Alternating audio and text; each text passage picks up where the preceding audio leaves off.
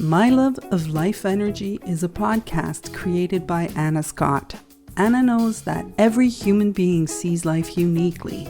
In this podcast, she will talk to people and learn from them. These conversations are to shine the brilliance of each human being she speaks to. Join her. After each exploration, you will expand on your insights and see truth and beauty. Good morning and good afternoon, and welcome to my podcast, My Love of Life Energy. And I'm so honored and touched and thrilled to have Aviva Black as my guest today. And Aviva is a writer, and she has a beautiful company called Family Love Letters, and we'll tell you more about it. But when I met her through BNI, and you can listen to one of those podcasts about BNI, and this is the power of it. I met her and I instantly fell in love with this human being. I was like, who are you? And I could feel the love and care that emanates from her. So with that, Aviva, I'm just so thrilled to have you here. Thank you. I am delighted to be here with you, Anna. And I feel the same. We just gravitated towards each other. Beautiful. We did in that little training. So Aviva, would you tell the audience for who's listening about what Family Love Letters are and what they are, and then how you came into it? Yeah, sure. So Family Love Letters is an avenue where people share their stories and values and lessons learned and wishes in a letter with their family. And I came into this because after my father died, my brother, sister, and I were cleaning out his study, going through his things. And when I opened the desk drawer of his mid-century desk that I now work at, underneath his brass letterhead opener that I now use, I found an envelope. So it was sitting there in plain view. Every time he opened the drawer, there was an envelope that was addressed to my brother, sister, and me.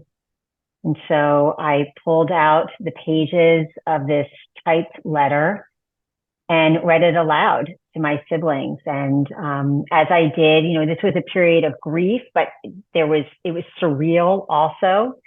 And my father told us not only some of his stories, but also all of the valuable experiences that he had and the takeaways from those experiences. And what he expected of us is being active citizens in the world. And he described his love for each of us and his adoration for my mother. And it really captured who he was. It was filled with wisdom, but also his humor and his warmth, with every word wrapped in love. So this was an enduring connection that he created for us. And it's also something that I go to when I'm needing to be grounded, when things in the world are feeling chaotic, or I just need to have that link to him. I take out pages of this letter and it helps ease me. And it was a remarkable gift that he created, that he gave us, but it came easily to him. My father was a rabbi, so he was used to not only writing, but to speaking for him from the heart and making himself vulnerable. And he also did something else that was really remarkable. He picked out the nuggets, of life and of his teachings, of what he wanted to parlay to us. And he put into words like the most important pieces that he felt that he needed to share with us. That is really hard to do. There were many things that he could have added. He could have written a memoir, but he didn't. He chose to write a letter that we would read and reread and really take in. So knowing that this was easy for him and nearly impossible for everybody else, I created Family Love Letters. And I work one-on-one with individuals. So all the client has to do is show up. And I have prompts to guide us through conversations, but it really does feel like an organic conversation. And it's an opportunity for people to speak, to share their stories, to share the struggles that they've gotten through and how to share their triumphs and how they met their beloveds and what it was like to be a parent and what it continues to be like. And I then put the letters together, and they're intimate. They're in the client's words, but they're intimate letters that are written directly from the client to their family. And it's something that's, cherished in the moment, and also something that is passed on. So it not only tells about that person, of course it does, but it also tells about the entire family, talks about lineage and the people that came before, the seeds that were planted and that were passed down. And, it's these things that are quite often lost. Another thing I want to tell you, Anna, is that this is just remarkable to me, because I told you that it was a letter that was in plain sight from my father, right? Every time you opened the drawer, he wrote that letter 35 years before he died. 35 years. Okay, so I'm older than he was when he wrote the letter. That's how important it was to him to write this letter. So every time he opened that drawer to take out that letter opener and that deck of well-worn cards, because he played solitaire at every single one of his breaks, he saw that letter. So it was not something that was, in the recesses of his mind. It was there. It was really front and center, and it was really important. So he continued to have that conversation with himself. Do you think that he edited it? I'm just so curious, throughout life. No, he didn't edit it. And you should know that when he wrote it on like the original Apple IIe. I mean, technology changed. I don't know where it would have been saved at that point. Floppies, what would it have been on? He didn't edit it. And similarly, I don't have my clients, if they're younger when they write this, I say, don't edit this letter. Write an addendum, because it captures a lens at a certain period, your lens at a certain period of time. And that's magical. If we wrote a letter now, maybe there will be things that change. Maybe a perspective will have changed. His values didn't change. They are the same. Oh, wow. But maybe we have something else that we would like to add. Why change the letter? It's like looking back at a journal, our perspectives of the time. I mean, that's a gift to ourselves, to keep it as is. It just dawned on me. It really struck me that how I've been thinking about you and this business has just changed dramatically. Because I've been thinking about it, older people. I didn't know that your father, the age he wrote it. And I can envision people when they first have a child is to write the letter. Isn't that a beautiful thing to do? I agree with you. I agree. Did you write a letter when your children were born? No, but all of a sudden, I mean, what is striking me is, I think as a parent, we have such love and devotion to our children. Mm-hmm. And when they're first born, it's like it gets birthed with them. That was my experience. And the things that because I had a child, who I became was so different. Mm-hmm. And if I had written a letter, it hasn't changed. What you just said, my values have not changed. Right. Yeah, I did write a letter to did I write to both of them? I know I did to my first, maybe at year one. Before that, forget it. You're tired, you're busy. And life picks up from there. Right? It does. My letter that I wrote to her was about my love for her. It wasn't about my values and my experiences necessarily. So, but how about this idea? When you first have a grandchild, you write a letter. Oh my God, I just have chills. I'm going to cry. There's something that, especially in our culture, what you just said, the tradition and the family tradition, we come from other people. And to stay connected to what that lineage is and to know them. right? Have you seen Finding Your Roots? Have you ever watched that Uh-uh. show? The What Finding is Your it? Roots. It's the is it Henry Louis Gates? I think that's his name, and he's an historian. And the show is about it. It usually features two celebrities, two well-known people, and of course they have a huge staff that does all of the genealogy work and connects them back to great. I mean, beyond where either of us could probably go. I mean, for sure, in terms of the breadth and depth. And you see the reaction to people who are hearing the stories of those that came before them that they didn't even know they existed. Right? We don't know our great grandparents. Most of them went through tremendous hardships, tremendous, whether it's slavery or famines or the Holocaust, like major things that happened. And even though these celebrities did not know the people that are being discussed, they can't help but cry, and you can't. And yes, it's because it's so moving and it's their family, but also the people that came before, they sacrificed. I mean, it may not have been a chosen sacrifice, but it's a sacrifice that was made on behalf of future generations. And to me, it's just so profound. It's so profound, and the resilience that's passed down. So, I study this thing called the gene keys, and there's two gene keys that you're mentioning right now. And I had never seen the power of what they were talking about until right now, based on what you're saying, because I can feel it through you.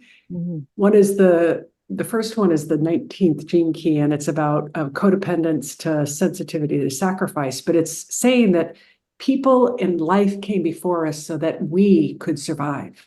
They did it for us. And that we struggled, life struggles, but that is part of the gig, but we're persistent. And if we didn't struggle, we would not still be here. And that's what our family did. And when you're saying it, I just have new reference for my lineage that I've never had. Oh, that really resonated with me, Anna. It really resonated with me. I mean, if people were,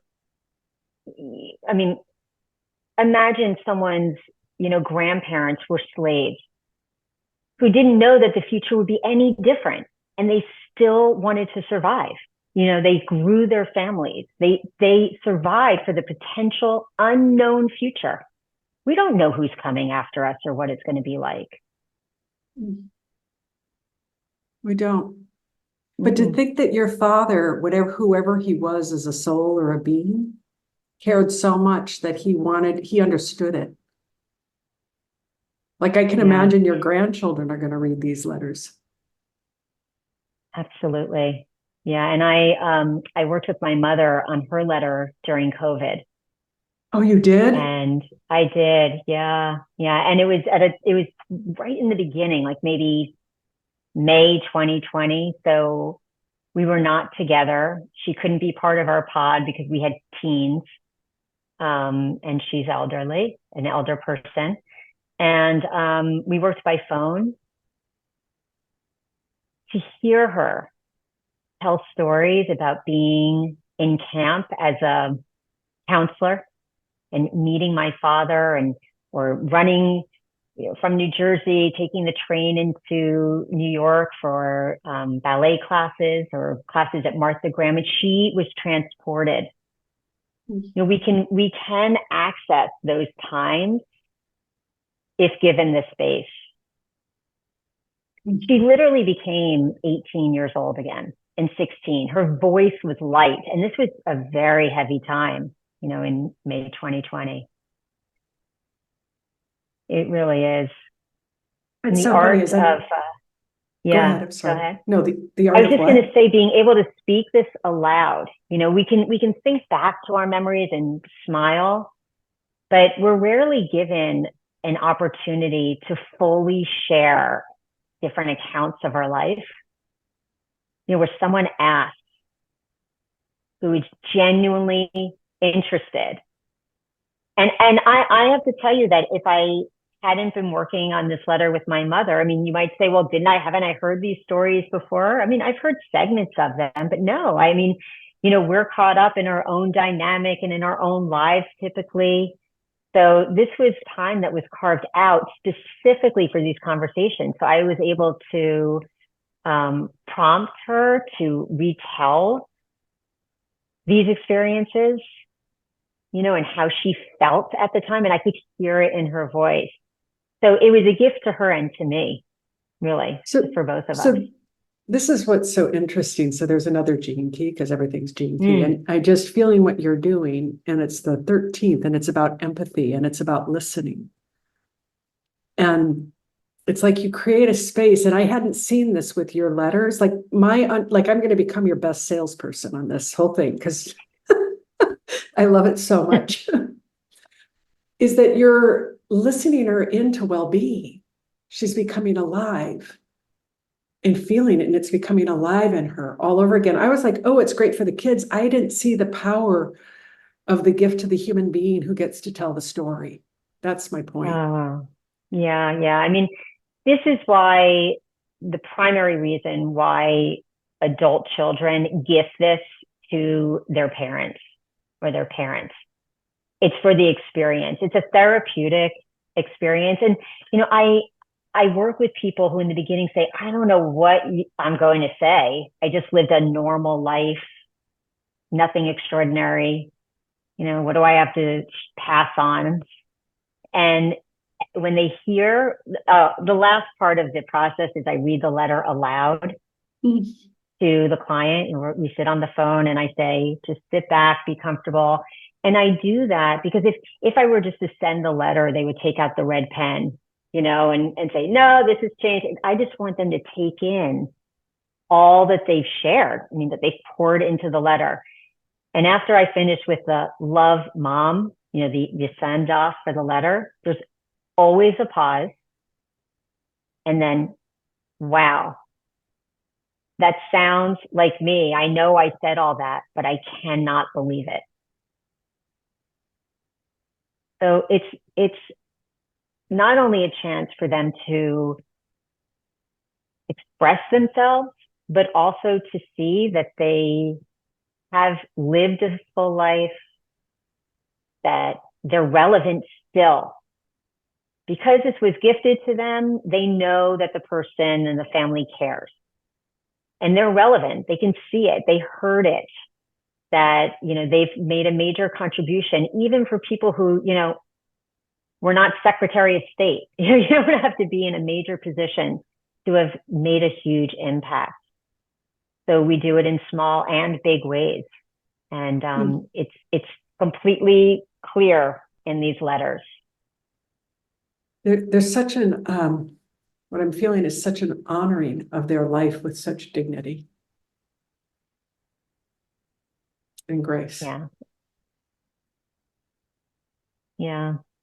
In this country in particular, we don't always value elder people the same way that they do in other countries. And it's one reason is because we're so far apart. We're such a big country and we don't live near, those closest to us. And I get to have these conversations as someone who's neutral as well. I'm curious. I see that kids get it for their parents, but do parents, have you ever seen elderly claim their life and go, I want to do this?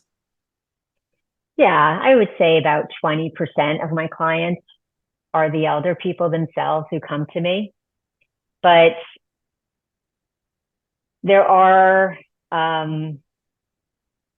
what's the word I'm looking for? Not obstacles, but I'll tell you where the pushback comes. So yes, there are people who come to me directly and say, I want to write a letter to my family. But the elder person quite often thinks if my kids cared, they would ask. Or I've lived my life, now it's their turn. Or, not important. It's one of those things, and like as I sit here and talk to it, as we're talking, it's like something you don't know until you experience it. Exactly. Like you won't understand the impact of what's going to happen and the beauty and the gifts and that are going to happen until I jump the line and do it. Mm-hmm. Like I can't understand it. It's really true. Yeah. Did your mom And share that's, with you? yeah. Go ahead. Mm-hmm. I was just going to say that it's true. You don't know until you've done it. And that's the case, with other experiences that we may have. We don't know until it's almost like you don't know what you're missing. And this isn't a need to have. It's not like your will. But isn't it amazing that hopefully everybody has put together their directives and their will, and you get your finances in order, but you're not like, we don't consider leaving this major, enduring, not only document, but like heartfelt link. The whys behind our will, so I find that to be fascinating, that this is considered a nice to have instead of a need to have. And in fact, there was a study done by the Stanford Longevity Institute years ago that spoke to boomers and people older, and people who were considered seniors. Both agreed that that stories rather, and sentimental items were the most important part of legacy. But the older generation said, it's not my responsibility to initiate it. And the younger generation is still too busy, and doesn't really want to think about death, their parents' death. And so there's that roadblock. Well, maybe in this conversation, my wish is that the energy that we're speaking from, that it's going to take that roadblock away, because I can really feel the power of what you're doing. And it's like what's been, I want to find the word for this. It's like this has been waiting to come back, because I think it used to be in lineage, like storytelling from one, like I know in different cultures, that's how it was carried down. But we got so impressed in this culture with the now and the Marlboro Man, the Lone Ranger, but we're not seeing the power of our ancestors. And it's like, this is now coming back into fashion. And you're just part of the head, like this is blooming again to see it. Mm-hmm. Yeah. And you're part of the movement that's bringing it back, that this is actually a movement happening, and you're just so far ahead of the curve that's really what's happening. Thank you. Yeah, I think we've been feeling untethered, and it's this, the lineage is an anchor. I do have to thank Ancestry and 23andMe, because they did get people interested in where they came from. But what I hope to do is turn over those leaves, on the tree, and really say who this person was and how this person was connected to the people that came before them and the people that will come later. So there's this musician I saw, and her name is Snow Raven, and she's from Siberia. And she was the first person who sparked the power of ancestors, because she lives in a very cold region, and it's their fortitude that she was able to be there, and she thanked them before her performance. Like she really got that.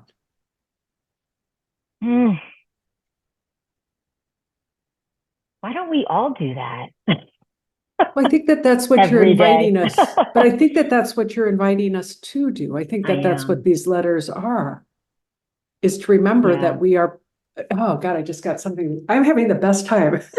Like, oh my God. I'm just seeing it's reminding how we're never alone and we're always connected to all of life and it doesn't end. Yes. We are never alone. We are never alone.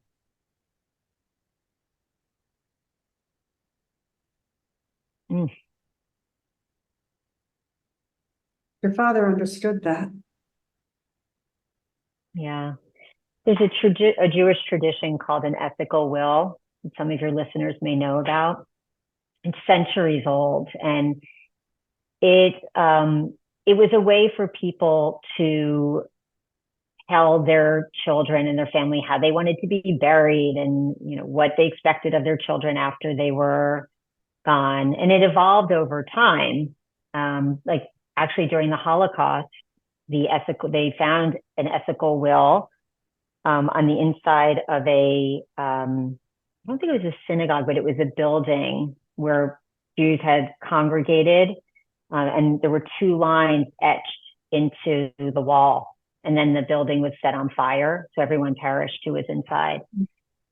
So it evolved from lengthier documents to really just two lines, and then with the growth of lawyers and with legal documents, the ethical will tradition went to the side and it had been lost. But like you're saying, it too is making a resurgence.